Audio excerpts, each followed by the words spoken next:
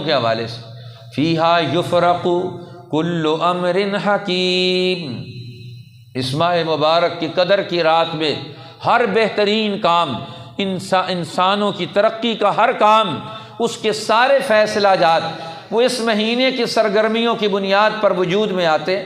اللہ کی نگاہ میں ہم نے کیا کام کیا، کیا مقام بنایا ہے، اس مہینے کی بنیاد پر ہر مسلمان کا اللہ کی نگاہ میں دین کے تعلق کی بنیاد پر، عمل کی بنیاد پر، ایمان کی بنیاد پر، اللہ کے جذبے اور ارادے اس کے ساتھ تعلق کی بنیاد پر اس کی زندگی کا درجہ اور مرتبہ وجود میں آتا ہے۔ تو گویا یوں سمجھ لیں اللہ جل شانہ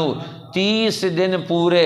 انسانوں کو نگرانی دے کر، واچ کر کے، ان کا پورا ڈیٹا جمع کر کے اس کی بنیاد پر ان کی درجہ بندی کرتے ہیں کہ ہم نے ان کے بارے میں پورے سال